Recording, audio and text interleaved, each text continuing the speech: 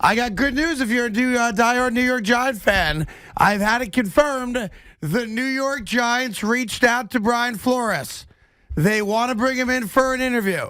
Now, there's been a lot of people out there that have said that Flores is reportedly expecting to get an interview. I can tell you as a fact, the New York Giants picked up the phone and they called Brian Flores. Good. I don't know when he's coming in. I imagine after they hired the GM. Right. But they wanted Brian Flores to know, we're going to have interest in you.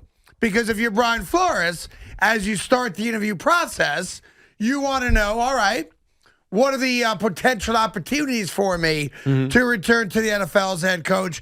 And if the Giants reach out to you, you can at least tell other teams, right, I'm not going to make my decision until I interview with all teams that are interested. Yes. So if you're a diehard Giant fan, good news. And the other piece of good news related directly to that is Joe Shane, who's, I guess he's considered the front runner. I don't know. Seems like maybe. Joe Shane reached out to Brian Flores, and they had started communicating a couple of days ago to form a relationship. Meaning that Shane goes somewhere. Obviously, that team is most likely going to need a quarterback or a head coach. I think we all go nuts about relationships. Oh, this guy's got a history with that guy, and it matters. Obviously, that kind of stuff matters, but you also want to form relationships. Yeah. If you're Joe Shane, and you may be the Giants general manager, maybe you're the general manager of another team, wouldn't you want to get to know the hottest coaching candidate out there? Well, let me take that one step further. Yeah. Wouldn't you want to know the guy that the Giants ownership told you they want to hire to be head coach? Yeah, that part's not as appealing. Right?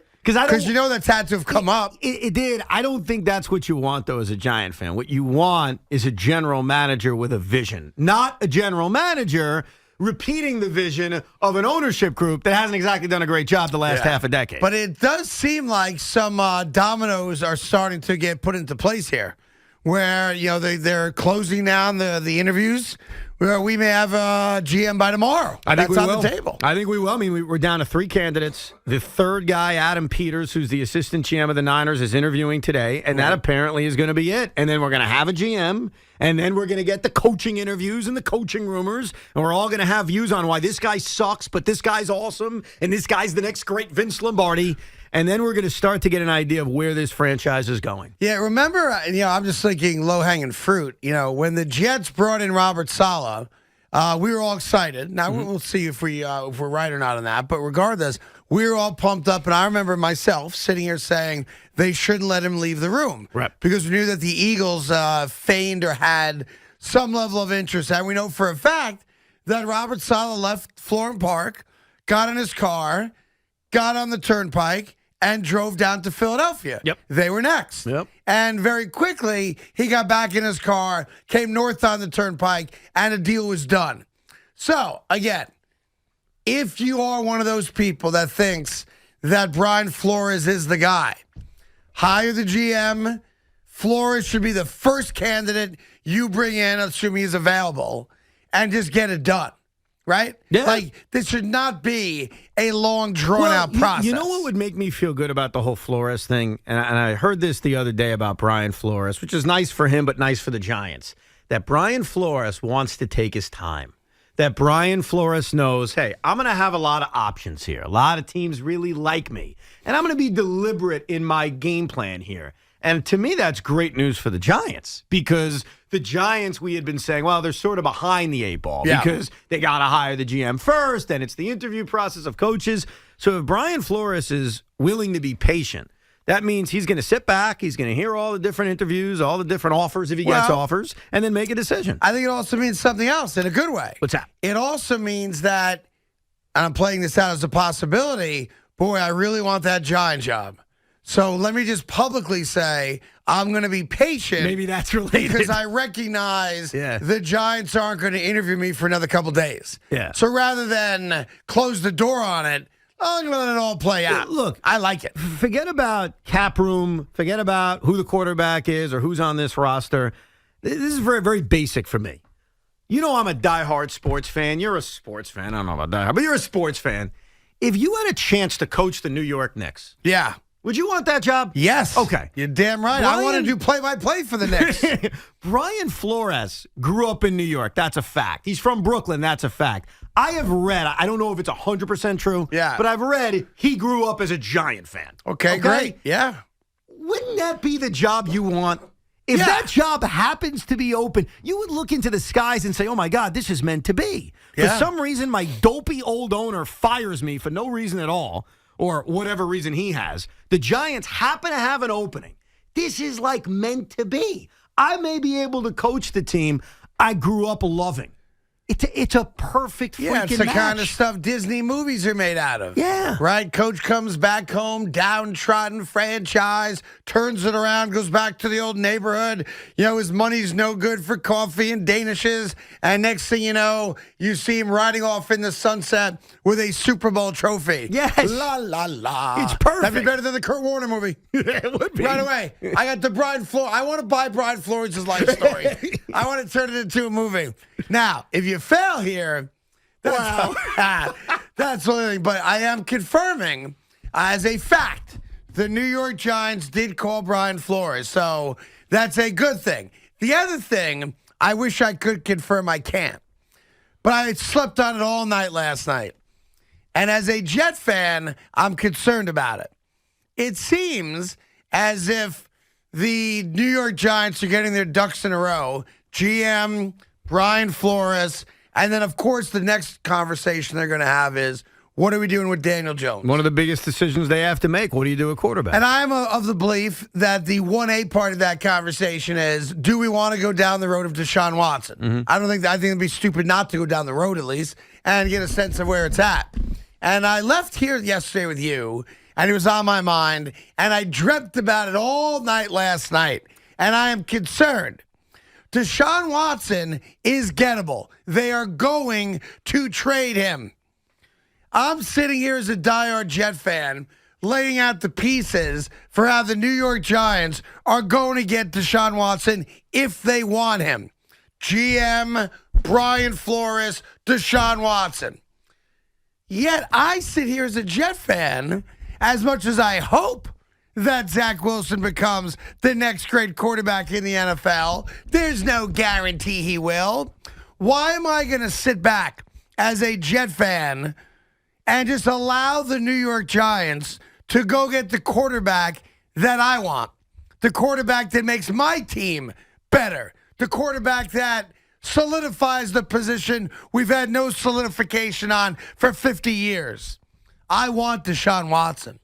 And I don't want the New York Jets to sit back and just allow the New York Giants to put their pieces together and steal my quarterback. Last night, I thought about this all night. Yeah. Every time James Harden clanked a three-point shot, all I thought about was Deshaun Watson. When Spencer Dinwiddie put up that potential game winner, you know what I was thinking about? I don't. I was thinking about how cheap Joe Tsai was for not paying him, but then I was thinking, this Deshaun Watson thing, because you did put it in my brain yesterday. Yeah, you got to go get him. And I gave it a lot of thought. I slept on it. I had a dream about it. It was a weird dream involving me and Deshaun, but I'd rather not get into that. And I gave it a lot of thought. And I come to you today saying what I said yesterday. Same crap. You didn't change at all. I didn't, and I'll tell you why. You'd rather go down the road with the hope that Zach Wilson becomes a stud. I'll tell you why. We as Jet fans invested a year in Zach Wilson. Yes, we did. Was the first part of his rookie season good? No, it wasn't. No. All right? Because last night while I was dreaming, I was envisioning Zach Wilson bouncing passes right in front of Michael Carter, okay? So I was envisioning all the bad. But then I thought of the what if. I thought of Josh Allen. Josh Allen is a beast now. Everybody loves Josh Allen. If you compare Josh Allen's rookie season to Zach Wilson's rookie season, what do you think you're going to come up with, Craig? Go ahead. Very similar numbers is my point. I can't, and listen, this may be an argument I lose. I'm going to be honest with you, Craig, because Deshaun Watson's a franchise quarterback. I wanted him a year ago. I think the Giants should go after him. I will not argue how good Deshaun Watson is with you. But what I will argue with you about, and I think what some Jet fans may agree with me on, is I cannot for the life of me pull the plug after 1 year on a kid that could very well be our answer. Okay, let me ask you a question. I can't do that. As good as Zach Wilson might be, can you lock in the fact that he's going to be better than Deshaun Watson? I cannot do that now. Then I make the trade today. And that's how I'm going to keep it as simple as that. But Craig, can you guarantee me today that Zach Wilson won't become our Dan Marino? No. Oh, I so can't. then let's ride with Zach. No, you can't because Why? he hasn't done it yet. I get that. So I know what he has done. I know what the other guy has done. So I'm not even debating, well, he's an unknown. Deshaun Watson's not an unknown. And I will not sit back here silently and watch the New York Giants steal my quarterback. No disrespect to Zach Wilson. Good kid. Okay, fine. Maybe he becomes the quarterback I thought he would become. But I got a guy I know how good he is, and I want him. I want him in the worst way I've ever wanted anything. I want him like I want Bernard and King. I want him like back in the day. I wanted Mookie Wilson to come back from the eye injury in spring training to take over his rightful place in center field from Lenny Dykstra. I want him. I want him the way I wanted Brett Favre. Oh, how'd that work out? He was 8-3 till he hurt his shoulder.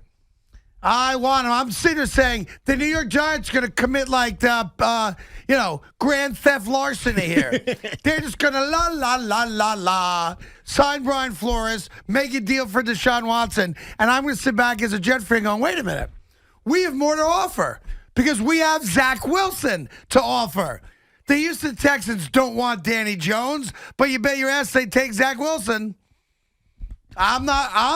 Listen, I'm willing to die on this mountain.